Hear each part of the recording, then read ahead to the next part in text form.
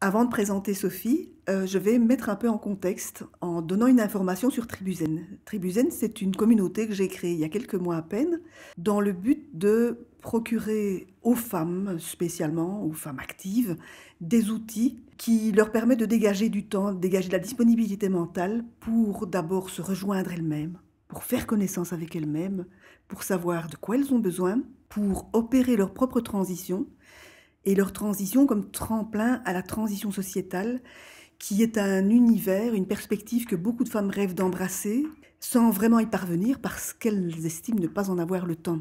Alors Sophie est conseillère conjugale et familiale, et nous avons fait connaissance tout récemment, alors que nous sommes voisines depuis une quinzaine d'années, Sophie. Oui, c'est ça. Ça, c'est marrant, hein. Alors, Sophie, toi, tu es conseillère conjugale et familiale. Tu es une personne qui m'épate par sa bienveillance et par sa gentillesse.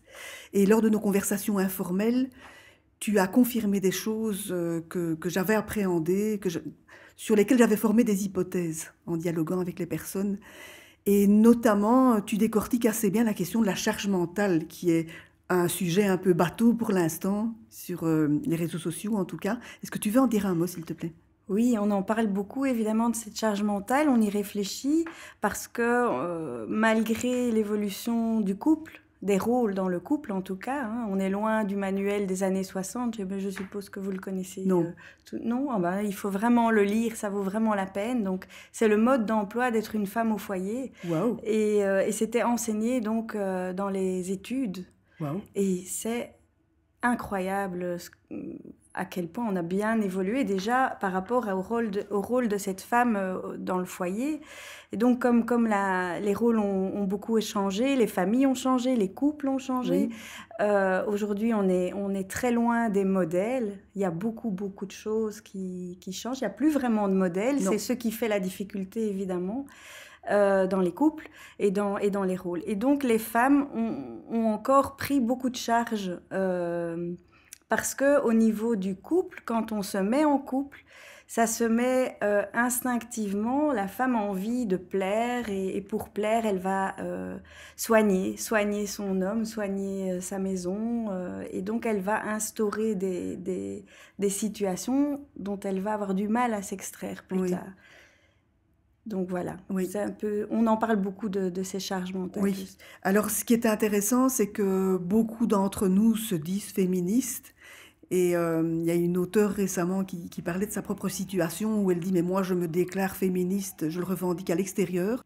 Et quand je rentre chez moi, je ramasse les chaussettes de tout le monde. » Et ça, c'est un peu effarant. Alors, toi, tu disais qu'elles en revenaient à des schémas conformistes.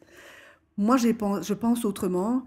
Moi, ce que je me dis, c'est qu'en l'absence de contrat, le contrat, il ne doit pas être écrit, hein, mais je pense que si on n'a pas métacommuniqué sur la relation, donc parler de la relation, alors on retombe dans ce que moi j'appelle plutôt les réglages par défaut. Tu vois, quand on achète un appareil photo ou quelque appareil que ce soit, il est déjà pré-réglé. Et si tu veux affiner son usage, tu vas le régler. C'est-à-dire que... Et j'appelle ces réglages par défaut, c'est en fait un autre nom que je donne à l'idéologie, c'est-à-dire au modèle dominant. Si je peux intervenir en tant qu'homme, justement, avec une vision qui est pourtant d'un homme ouvert vers le féminisme et bien plus, moi, je valide cette cause féministe depuis très longtemps et j'ai envie aussi d'agir dans ce sens au quotidien. Maintenant, je constate qu'au final, on n'a effectivement pas changé certains modèles. Et donc, comme tout n'a pas été fait correctement à fond, on a quelque chose qui est un peu bâclé. Et au final, le résultat, c'est quoi? C'est que la femme, elle a maintenant le droit de travailler, elle a le droit de voter, il y a plein d'avancées qu'on a gagnées, et heureusement, et c'est chouette, tu l'as mentionné, mais on n'a pas effacé ce qui était de la part obligatoire et de la lourdeur de certaines choses. C'est-à-dire que par défaut, dans la société, encore dans beaucoup de couples, je constate qu'on considère encore tout à fait logique que l'homme ne met pas la main à la tâche pour nettoyer, pour ranger, repasser, etc. Et donc, au final, la femme travaille, donc elle a une charge en plus encore de ce qu'elle avait avant, et elle a gardé toutes les charges d'avant, avec la conclusion qu'en plus dans le boulot, elle est moins bien payée, elle est moins bien valorisée, elle est moins bien respectée, ce qui est une injustice mais énorme, qu'elle a moins de temps pour ses enfants, et donc on se retrouve avec des enfants aussi en perdition parfois, et qu'est-ce qu'on a gagné dans l'histoire. Et ça, c'est un peu la réflexion que les gens Mm. se font vu de l'extérieur. Ils se disent, Mm. mais finalement, elles ont tout perdu, elles se sont fait avoir, les femmes, dans l'histoire. Elles ont ramassé du boulot et une obligation de boulot en plus. Et elles ont gagné, à côté de ça, fort peu de choses. C'est certes beaucoup pour une femme, mais au vu de l'extérieur de la masse, de la population et des hommes en particulier, c'est peu de choses de concéder pour beaucoup de choses de donner en plus. Et c'est ça un peu qui est moche, je trouve. Oui, c'est vrai, et en même temps, c'est parce qu'on est en train de changer et qu'on ne sait pas tout changer en même temps et qu'il faut un réajustement des rôles et c'est en train de se passer. Ça dépend aussi des couples, ça dépend des familles. Il y a des familles plus traditionnelles, ça dépend de l'éducation aussi. Et Ça puis, dépend de plus de choses, ça dépend aussi du caractère de la femme. tout à Si fait. par exemple on a affaire à une femme qui est un peu maniaque, et alors on veut prendre la chose en main, on va dire, ben moi je vais nettoyer, tu vois, je vais tout faire dans la maison, et qu'elle vient vous dire, oui mais tu fais pas de la même façon, et c'est pas la bonne façon de faire, et qui prend le dessus finalement, elle décourage son homme, et puis son homme laisse tomber, Tout et à puis fait. on rentre de nouveau dans, hop, le scénario classique. Et c'est bien ça qui se passe justement. Ah, C'est je touche le point essentiel On là, peut on dirait. généraliser apparemment. Voilà, Hein. c'est que la femme va avoir son idée sur la réalisation de la tâche et C'est l'experte. voilà, et elle va demander à son homme de la réaliser comme elle veut. Et le problème, c'est que si elle passe derrière ou si elle fait une critique ou si ou elle exige un tel comportement quoi, ben l'autre il va lâcher la tâche. C'est logique, il va dire bah si tu le fais mieux que moi, fais-le. C'est plus facile pour toi, fais-le. Donc et la femme ne va pas forcément toujours s'opposer à ça. Et donc il faut réellement aider les couples parce que c'est pas que les femmes, les hommes lâchent aussi parfois très facilement. Mhm. À créer un consensus sur la différenciation et sur le partage des tâches, et non pas sur un partage bien équitable, bien équilibré, mais sur un partage des compétences. Et là aussi, parfois, on se trompe. Oui. Donc, on va chercher à diviser toutes les tâches en deux. En fait, c'est pas du tout ça qu'il faut faire. C'est chacun est compétent dans certains domaines. Et si on fait les choses dans son domaine de compétences, on va mieux s'organiser et on va être plus heureux de profiter des compétences de la personne avec qui Alors on moi vit. j'aime bien illustrer, hein. Pardonne-moi Patricia, je prends un peu la parole. C'est comme si moi j'étais bon en rangement, donc je range tout dans la maison, et puis je suis très Gaston Lagaffe, donc si je me mets à nettoyer, je vais faire casser des vitres, des vases, tout ce qui se brise va tomber, et donc c'est peut-être pas mieux que... Enfin c'est mieux que ce soit ma femme qui le fasse, et donc ma femme va faire plutôt la partie nettoyage. C'est un peu ça que tu nous dis. Voilà. Et quand ça se passe comme ça, il n'y a pas de contrôle, il n'y a pas de compétition, ou il n'y a pas d'examen, d'évaluation. Voilà. Ou alors il faut J'ai effectivement fait une travailler. grimace. Voilà. Il faut travailler ça au sein du couple. En tout cas, nous, dans nos cabinets de conseil conjugal et familial, c'est bien sur ces sujets-là qu'on va débattre, évidemment, parce qu'il y a des insatisfactions, des frustrations qui sont générées au sein du couple à cause de ce partage des tâches et de ce manque de temps. Oui, et c'est clair Merci. que si une femme dit, mais autant à son enfant qu'à son compagnon, laisse, je vais le faire plus vite que toi, c'est très dommage parce que les hommes ont maintenant un petit appendice supplémentaire dans leur identité masculine qui est justement que beaucoup d'entre eux veulent bien mettre la main à la pâte. Maintenant, ils n'ont peut-être pas été éduqués, ils le font peut-être maladroitement, donc il faut leur laisser le temps de le faire et couper court et dire je vais le faire moi-même. C'est quelque chose comme de l'ordre de la castration, de faire ça. Hein?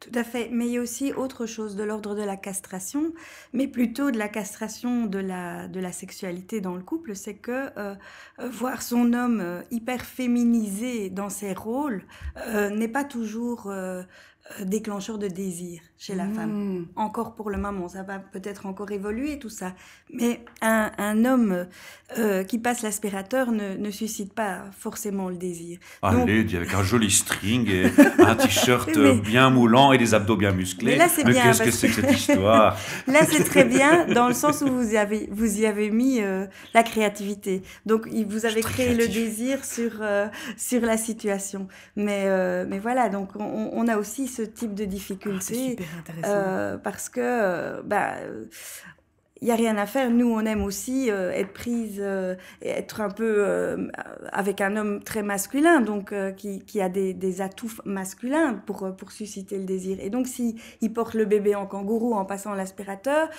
c'est moins sexué que Très intéressant. qu'un homme qui pas un macho dans le fauteuil, mais un homme. Donc, il faut réfléchir aussi à tout ça.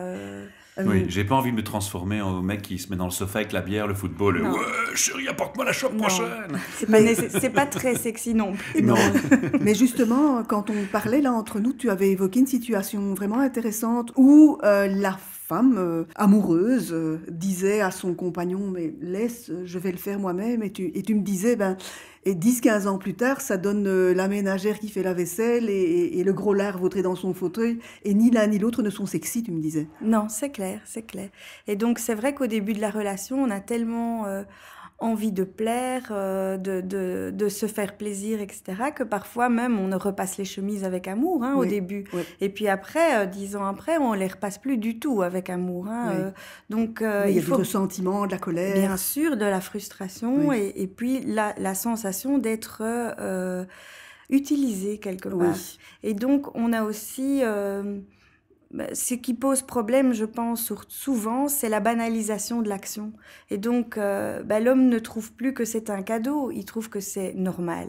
Oui. Et ça, c'est très lourd pour les femmes. Exactement. Il y a aussi une chose qui m'interpelle beaucoup, moi, dans ce qu'on est en train d'expliquer, c'est qu'on parle d'une famille. Une famille, généralement, elle est composée d'une maman, d'un papa et d'enfants, dans l'idéal. Pas systématiquement, mais dans l'idéal de beaucoup de monde. Ça veut dire que témoin de tout cela, et croyez-moi, et tu es bien placée pour le savoir en tant qu'institutrice, les petits bouts, ils observent. Bien et sûr. ils observent bien.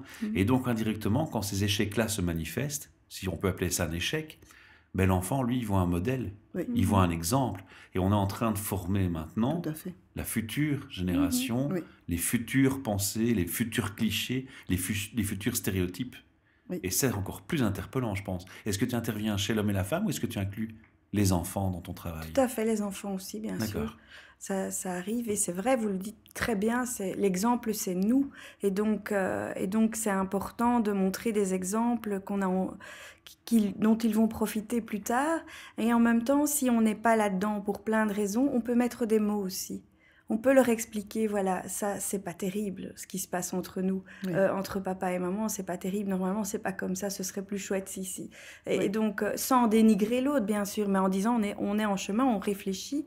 Et souvent, quand les personnes viennent en consultation, je les invite à expliquer aux enfants, à leurs enfants, la démarche qu'ils font. C'est très rassurant de dire à ses enfants, pour les enfants, d'entendre que papa et maman sont en train de chercher des solutions pour aller mieux, et que que l'entente familiale fonctionne mieux. Oui, parce que les enfants s'inquiètent beaucoup de la mésentente entre les parents, des témoins de disputes, etc. Ça les rend tristes. Bien sûr. Je veux rejoindre quelque chose que tu disais à l'instant, là, quand tu disais ce qui était un cadeau au départ, dans le chef de l'homme, ça devient quelque chose de dû, c'est complètement banalisé. Et je veux revenir à quelque chose que je disais tout à l'heure, à la notion de métacommunication, à l'idée que c'est important de parler de la relation, et à l'idée aussi que si on n'en parle pas, eh bien alors, quelque chose qu'on fait une première fois, c'est un précédent, on le fait une deuxième fois, on crée une habitude. Et ce faisant, même si on ne métacommunique pas, on crée un contrat tacite. Et lors des ateliers que j'anime, quand je parle de ce principe de métacommunication, de l'idée à un moment de se mettre à distance pour parler de la relation, la réaction c'est « Ouh !» mais elles ont peur en fait, elles ont peur de parler de la relation. Elles ont toujours besoin d'une dispute pour se mettre à métacommuniquer. Oui, mais ça pour moi c'est très compliqué parce que la dispute génère de l'émotion et dans l'émotion, on n'a pas la capacité de construire une idée. On est submergé par une émotion et en général, on appelle ça nous souvent être dans le bac à sable. Ça veut dire qu'en général, on est dans les critiques, les reproches, le on tue, enfin comme on dit. Et donc c'est pas possible de construire un règlement ou une entente entre nous pour dans une dispute. C'est impossible de faire ça. Donc la métacommunication, elle peut arriver après la dispute, elle doit arriver normalement après la dispute pour pouvoir parler de cette dispute, dire pourquoi on s'est disputé, Oui. qu'est-ce que j'ai ressenti moi dans cette dispute, pourquoi je me sens lésée ou pourquoi... Et alors on peut construire autrement les choses. Oui. Sophie, on va consulter une personne qui exerce ton métier, donc conseillère conjugale et familiale. Non pas pour quelle raison, mais quel bénéfice tire-t-on du fait de consulter quelqu'un comme toi? Alors, on tient un conseil, donc on tient un lieu où on réfléchit à la relation. C'est bien sûr un lieu de métacommunication, donc on arrive, le couple arrive ou la famille arrive avec plein de situations qui les dérangent et nous, on tient le conseil, on tient la réunion en fait. Et donc ils expliquent les choses et nous, on fait le rangement avec eux. Qu'est-ce que vous voulez garder, qu'est-ce que vous voulez pas garder, qu'est-ce qu'on peut changer, comment est-ce qu'on peut changer les choses, faire parler aussi de ce qu'ils ressentent, de comment ils se sentent entre eux, qu'est-ce qu'ils ont envie de mettre en place. Donc c'est différent d'une thérapie de couple où on va plus parler des aspects psychanalytiques ou des aspects de son histoire, etc. On va vraiment parler de l'organisation, du ressenti, de comment être en couple, comment être en famille. Donc voilà, on va organiser la vie et la relation. D'accord. Je voulais intervenir, tantôt tu parlais, donc on est dans le ressenti, Oui. des rapports sexuels hommes-femmes qui peuvent être imprégnés par cette image de l'homme qui passe, on a un peu déconné d'ailleurs avec le string et l'homme musclé et le t-shirt, mais est-ce que toutes les femmes sont à mettre dans le même cliché? Parce que j'ai l'impression qu'il y a aussi des femmes qui sont plutôt dans une autre approche, qui est « Ah, je te suis reconnaissant » et ça stimule chez elles justement cette envie d'intimité et de rapport. Tout à fait. Il ne faut pas, bien sûr, pas généraliser et non plus stéréotyper la situation. Ce que je veux dire par là, c'est que le couple a besoin de temps et pour être dans le désir, il a besoin aussi d'être dans l'admiration, etc. Alors, évidemment que si on admire son homme qui fait le ménage, ça va susciter du désir. Mais si on ne l'admire pas, justement, cet homme, parce qu'on trouve qu'il ne le fait pas bien, on trouve qu'il n'est pas à sa place, ou on voudrait le faire à sa place, justement, etc. Eh bien, je comprends ta nuance. Voilà, on ne va pas le désirer à ce moment-là. Donc, on doit être prudent dans ce qu'on organise dans le couple par rapport à ça. C'est dommage. Il ne faut pas passer du couple à la cohabitation. La cohabitation, c'est l'organisation de la vie ensemble, c'est pas la sexualité, l'intimité, etc. Donc, c'est deux choses très différentes et il y a beaucoup de nuances à y mettre, évidemment. Merci Sophie, c'était le but que tu mettes cette nuance, parce qu'effectivement, on pourrait créer un cliché sans le vouloir aussi. Très Merci. intéressant. Hein. Ouais. Donc, je voudrais revenir à cette notion d'accablement que j'évoquais au départ, hein, l'idée qu'on est submergé, qu'on n'a pas de disponibilité mentale principalement. Si tu as quelques conseils à donner aux femmes, plutôt concernant la manière de se rendre, d'être disponible à soi-même, c'est l'objectif. Mais tu as parlé de la métacommunication, donc je pense que c'est aussi une forme de métacommunication, de réfléchir sur soi-même et de réfléchir sur son identité, ce qu'on a envie. Est-ce que la femme s'épanouit réellement dans ses rôles ou pas? Et donc, si elle ne s'épanouit pas complètement en ayant une maison hyper bien rangée, hyper bien nettoyée, Voilà. etc., elle doit se remettre en question Voilà. et lâcher certaines choses, peut-être des pressions qu'elle se met toute seule sur une forme de perfectionnisme ou de bien fondé ou d'éducation qu'on lui a enseigné, en disant qu'est-ce que j'ai vraiment envie de faire de ma vie, est-ce que c'est réellement ça ou pas? Exactement, donc toutes ces choses que tu dis, la maniaquerie que beaucoup de femmes revendiquent, moi je suis maniaque, moi je suis perfectionniste. Et souvent, elles disent ça pour justifier le fait qu'elles aient enlevé le balai des mains de leur mari ou bien qu'elles aient vidé de la vaisselle à sa place. Un premier travail à faire, donc, c'est de s'interroger sur le sens de ce qui ressemble parfois à des tocs, hein. Tout à fait. Et alors, il y a quelqu'un qui me racontait une histoire que je trouvais très intéressante, qui disait qu'elle devait toujours enlever les poils de l'évier de la salle de bain et que ça l'énervait et que du coup ça créait chaque fois un conflit dans leur couple. Et finalement, à force de réflexion, cette dame s'est dit, mais finalement, qu'est-ce qui est important? Les poils dans l'évier ou la qualité de la relation avec mon mari? Et donc, elle est arrivée à lâcher prise de cet énervement en se disant, c'est pas si grave, hein, je passe un coup d'eau et c'est bon, quoi. Plutôt que d'aller systématiquement dans le conflit. Oui, de ne pas y mettre d'émotion, en fait. Voilà, de réfléchir sur le sens et le bien fondé de la remarque qu'on va faire si on a envie d'en faire une. Oui. Donc, quand on veut assainir sa vie à soi quand on est en couple, il y a ce double travail à faire, de travailler et de réfléchir à sa relation à soi-même, à ses automatismes. Et puis, il y a à assainir, à retrouver le bonheur d'être ensemble. D'être ensemble et aussi d'être avec soi-même, parce que quand on décharge sur l'autre le besoin d'être rempli soi-même, Voilà. si on donne à l'autre la procuration de devoir se remplir soi-même, on est tout le temps déçu. Donc on doit d'abord se remplir soi-même, soi, et après être avec l'autre, c'est un cadeau. Oui, donc il y a vraiment ce travail de s'identifier soi, savoir qui on est, faire le ménage, faire le partage entre les images de soi qui sont héritées, reçues de plein d'endroits. En fait, ce que vous êtes en train de nous dire, Sophie et Patricia, c'est qu'il faut revoir les identités aussi dans le couple pour réussir une transition. Tout à fait. Parce que la transition va faire appel à nos identités, nos rôles respectifs dans le couple.